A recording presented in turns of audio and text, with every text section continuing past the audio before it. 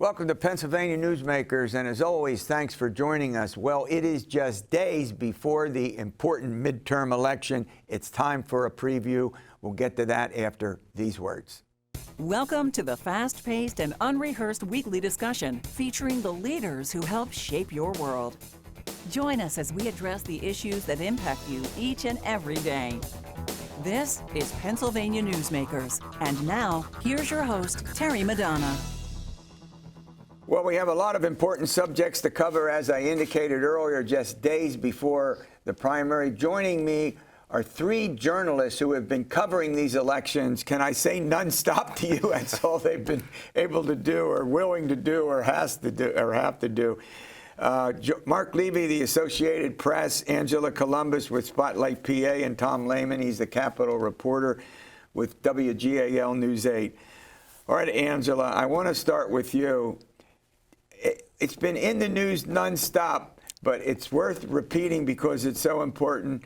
Date your ballots. Right. Date your mail-in ballots. Go ahead. Yeah, that's the absolute headline here. Date your ballots. Make sure you date them correctly. This past week, the state Supreme Court brought down a ruling on undated mail ballots and directed counties to not count them, to set them aside, but they cannot be counted if they are not, if they are undated or incorrectly dated. The decision was split 3-3, and that's because there is a vacancy on the High Court at the moment. And what it means for voters is that if you have not sent in your ballot yet, make sure, state election officials are saying if you have not mailed it yet, to actually take it to your election office or a drop box, make sure that it is correctly dated.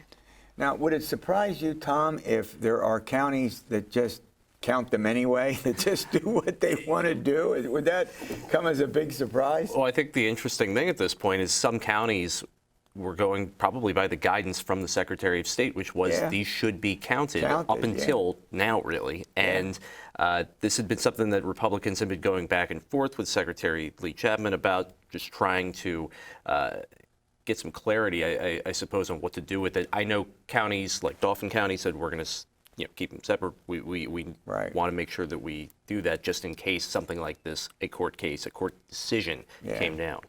Mark, does this end up before the United States Supreme Court? Probably, yeah. It's going to take some time. It won't happen before this election, as far as I can tell. But, yeah, I mean, some counties are going to try to help people cure their ballots. It's a term of art, which basically means fix a technical error with it. So they'll invite them in. They'll contact them by postcard or email to come into the election office and write the date on the outside envelope. But yeah, it's ripe for another legal challenge in the federal courts. I want to stay with you. I'll tell you what, all over the United States, these midterm elections are extremely important for the federal House and the federal Senate, as well as state offices.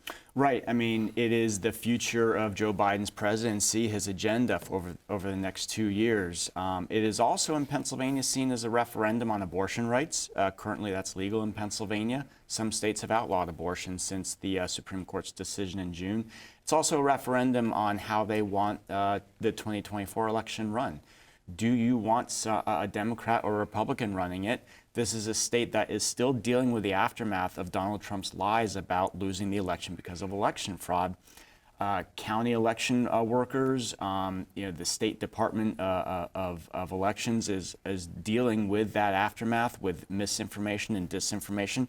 And we're seeing it again in this election when you have Donald Trump and some of his allies talking about things that simply aren't true about mail ballots. Yeah.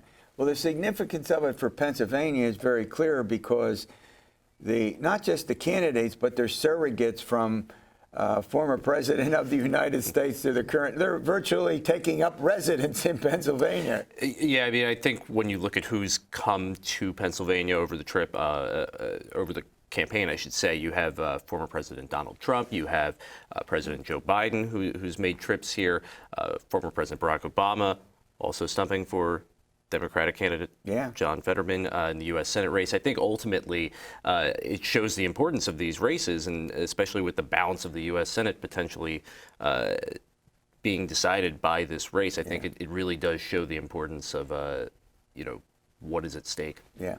All right, let's run to a break. When we come back, I want to talk about importance, the all-important Senate race in Pennsylvania, which could determine which party controls the United States Senate. Talk about Joe Biden's agenda. Back after these words. This broadcast of Pennsylvania Newsmakers is presented by the Pennsylvania Chamber of Business and Industry, the statewide voice of business, and by the Pennsylvania State Education Association, bringing the power of a great education to our schools, our students, and our communities.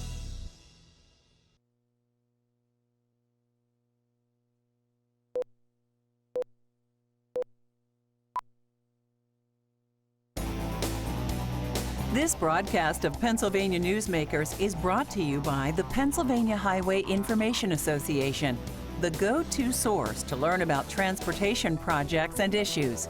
Please visit pahighwayinfo.org. And by the Pennsylvania Manufacturers Association. Business in Pennsylvania is our business.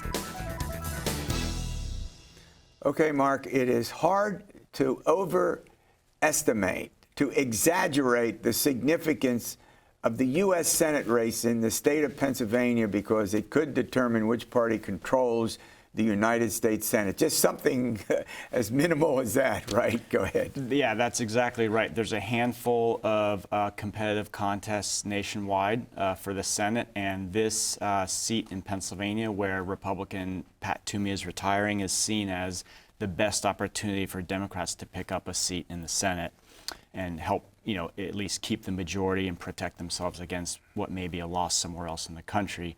And the polls show an extremely close contest between Democrat John Fetterman, the state's lieutenant governor, and Republican Dr. Mehmet Oz, who is the heart surgeon who went on to have a celebrity TV career as the host of the Dr. Oz show. And it is extremely close. The parties are pouring money into it. It's the most expensive U.S. Senate election in Pennsylvania history. We're past $300 million.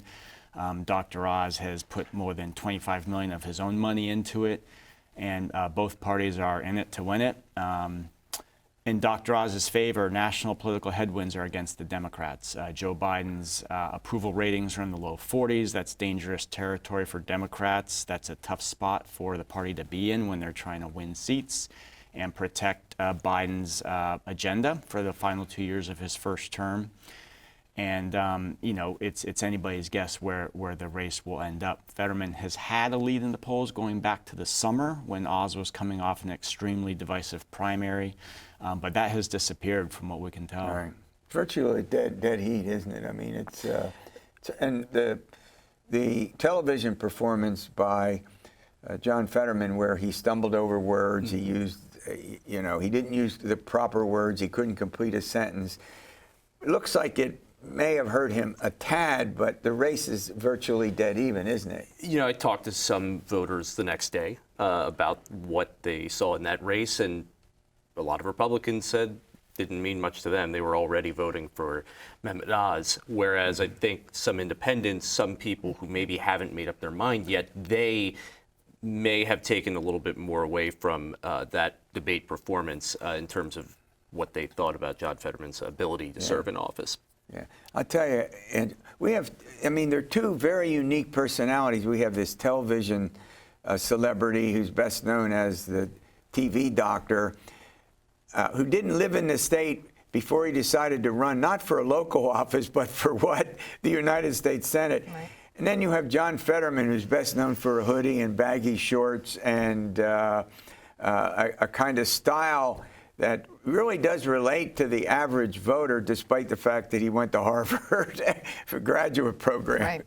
Well, this race in particular has been incredibly driven by personality. Yeah, great point. That has played out in almost every TV commercial you've seen, and pieces of literature, and how they actually present themselves. But Dr. Oz, since John Fetterman had his stroke back in May, he has really focused focused over the last few months his message on trying to make it seem as if Fetterman is unfit to be in office, to be in the U.S. Senate, and he has pounded him time after time after time on that issue, and has even post the debate that you mentioned earlier, has been replaying little snippets of Fetterman unable to complete a sentence or repeating himself or not making a point as clearly as he should. So the race has really focused around that in particular, and obviously Fetterman has attacked Dr. Oz as an outsider and carpetbagger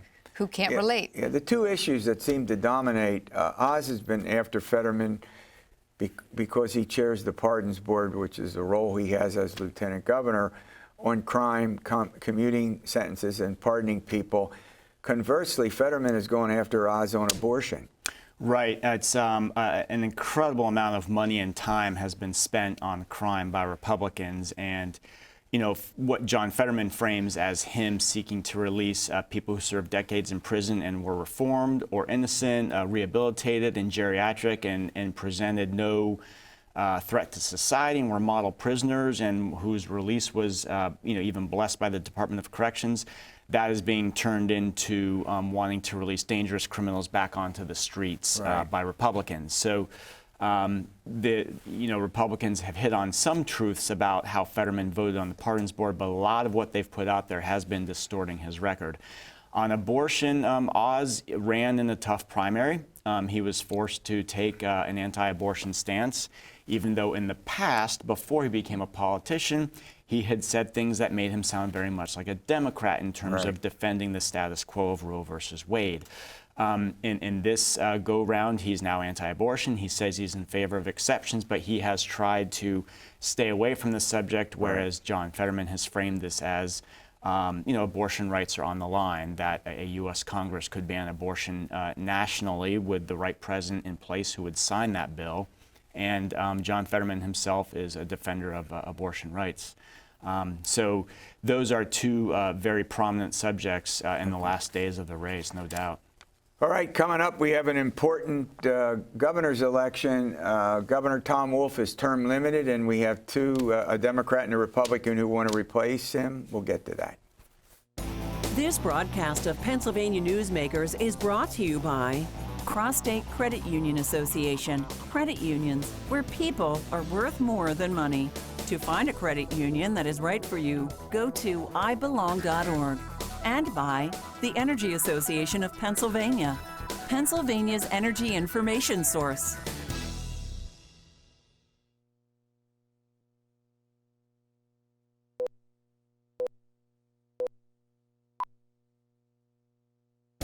This broadcast of Pennsylvania Newsmakers is brought to you by the Association of Pennsylvania State College and University Faculties, representing the faculty and coaches who are devoted to providing quality public higher education for Pennsylvania's college students.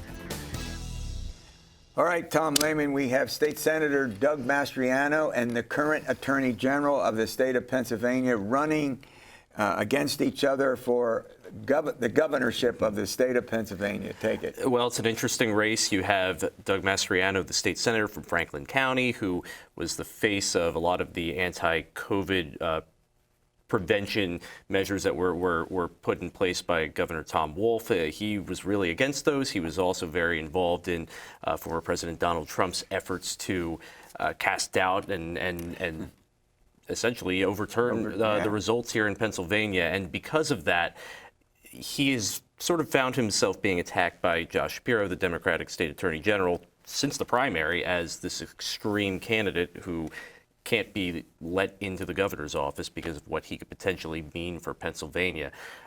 Mastriano, on many occasions, when he has put his message out there, has tried to say, hey, I'm not as extreme as that. But since May, Shapiro has just been blasting him with TV ad after TV ad on this particular issue. I think it's just interesting to me, having covered this race. Mastriano has taken an approach, a messaging view, if you will, of his candidacy, and come across almost as if he's still running in the primary. It feels like a lot of the topics he talks about at rallies, a lot of the messages he's directing to his followers are all stuff that you would expect to hear in a primary, where, as I think if you listen to what Josh Shapiro has been saying, he seems more interested in building a coalition. Yeah. He certainly had a lot of Republicans come out as well in support of him. Yeah, Angela, obviously Mastriano wins the primary largely because of his strong support from the Trump base, the Trump supporters. Trump has endorsed him. He went to D.C. on January 6th, but he did not enter the Capitol itself, but he did take his 2 buses where he shouldn't have. But what he has stood for and what he has done over the last several years as the state senator from Franklin County, the 33rd Senate District, that remains the topic that's getting virtually all of the press. Well, yes, and that's in part because he is continuing to campaign only to his very fervent base of supporters. You have not seen him try and woo more moderate, traditional Republican voters. Right. He hasn't, and he hasn't adjusted his message to really try and bring them into the fold. It is probably why his campaign has also not attracted any national Republican money. We haven't really seen much from the state Republican Party to support his candidacy either. And maybe a commercial or two, but he's not had a lot of money to do the kind of commercials that Josh Shapiro, his opponent, correct? Yeah, and there's a reason for that. And the reason is that Republican donors who traditionally have funded the party's candidates do not like Mastriano. They don't like his abortion politics. He's against it. They don't like what he did on January 6th. They don't like the fact that he was one of the leading spreaders of the election lie. And so, you know, that's crystal clear. And to Tom's point that, you know, Mastriano, that Shapiro has attacked Mastriano is extreme. Right. There are Republicans who say that Mastriano is too extreme to win a general election in a presidential battleground state. Yeah, that's been his big problem, is how to expand his base, correctly? Sure. I mean, you remember the primary, he won by plurality. Handedly, I would say, over the next closest competitor. But still, the question has always been, for a lot of people, where is he going to find the support amongst independents and Democrats to make up the difference that he needs to beat Josh Shapiro? Everybody knew Josh Shapiro was going to be a formidable opponent, certainly, I think. But for Republicans, especially right before the primary, a lot of them said, hey, we need to think about our options here. Right, right. All right, coming up, what does everybody want to know? We want to know when we will know about who won these elections. We'll get to that. This broadcast of Pennsylvania Newsmakers is brought to you by the Pennsylvania Medical Society. Inspired physicians committed to the good health of Pennsylvanians and the advancement of the practice of medicine.